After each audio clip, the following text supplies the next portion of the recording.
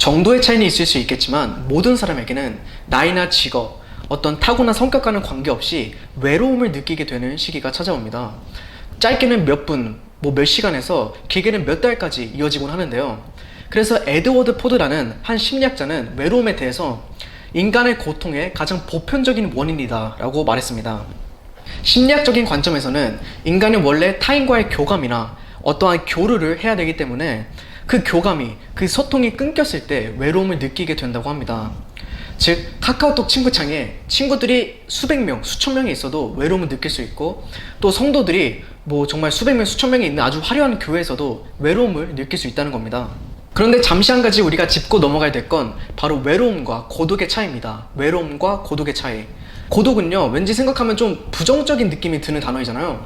근데 우리가 그 단어를 영어로 보시면 solitude, 이제 한국말로 번역하면 똑같은 고독이지만 뭔가 그 안에 좀 어떠한 즐거움이 있는, 그 안에 행복이 있는 상태를 의미합니다. 즉 즐거운 고독이죠. 성경을 읽다 보면 예수님께서도 바로 이 고독을 즐기셨다는 것을 알 수 있습니다. 마가복음 1장 35절 말씀해 볼까요?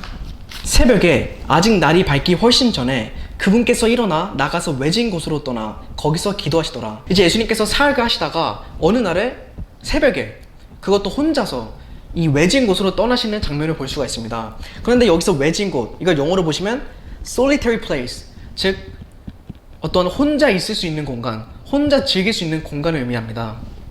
예수님께서는 바로 이 혼자 있을 시간과 공간이 필요하셨던 겁니다. 왜죠? 바로 기도하시기 위해, 즉 하나님과 단둘이 교제하시기 위해서입니다.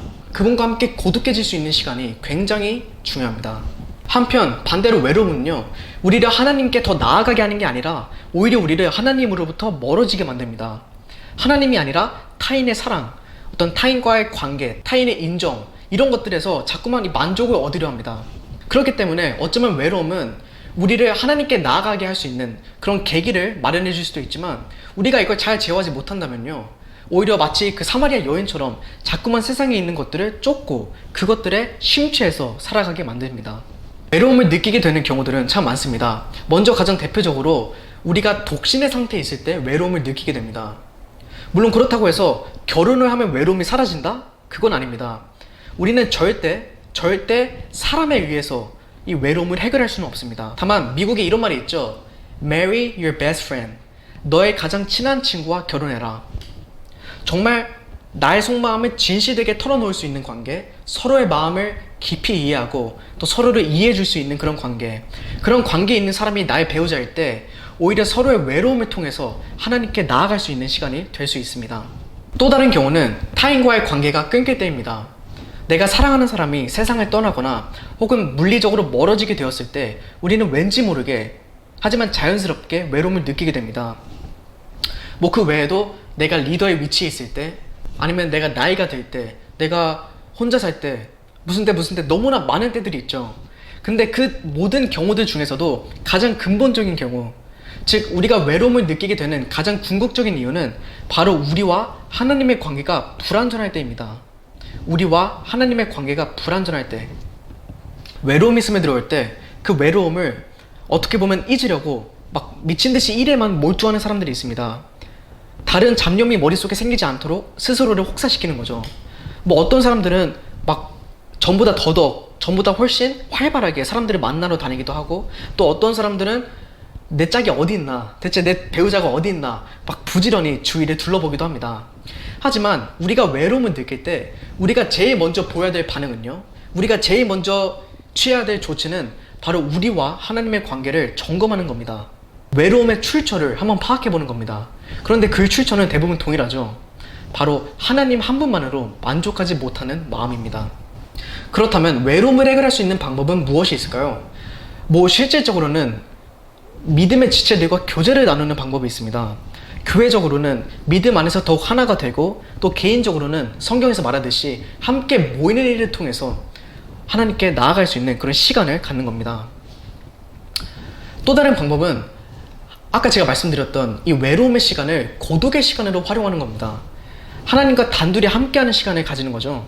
정말 그분 앞에 우리가 엎드려서 우리의 연약함을 털어놓고 우리가 가지고 있는 이 마음속의 공허함을 그분께 전부 말씀드리는 겁니다.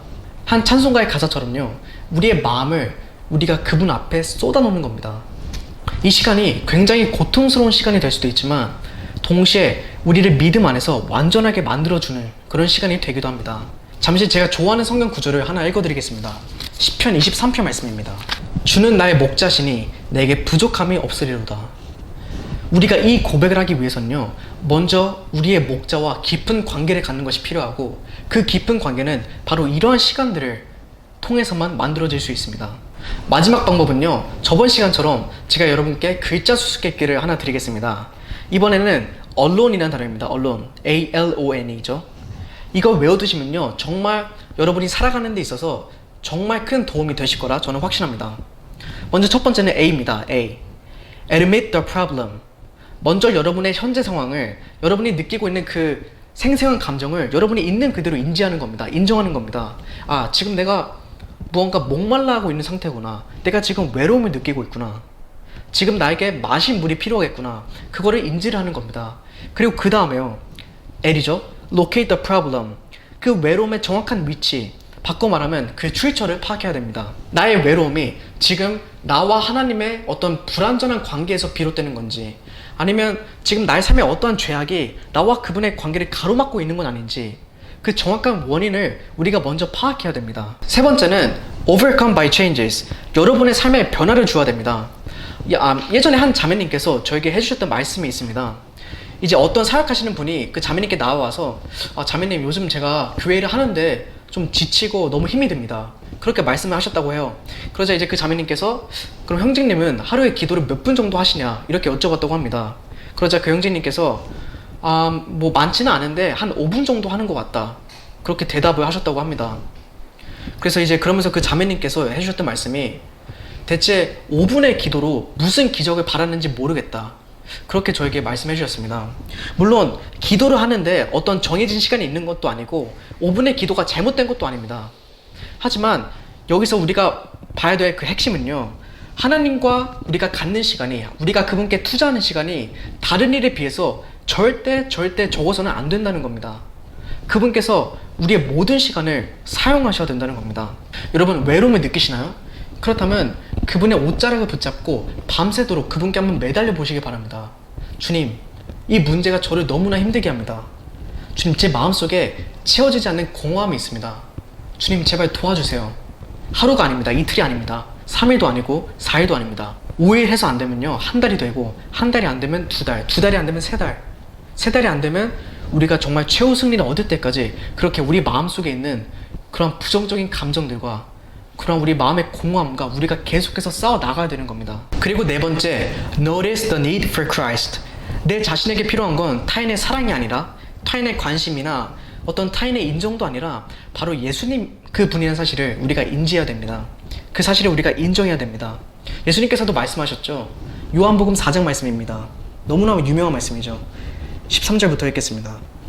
예수님께서 그녀에게 대답하여 이르시되, 누구든지 이 물을 마시는 자는 다시 목마르느니와 누구든지 내가 줄 물을 마시는 자는 결코 목마르지 아니하리니 내가 줄 물은 그 사람 속에서 솟아나는 우물이 되어 영존하는 생명에 이르게 하리라 하시니라.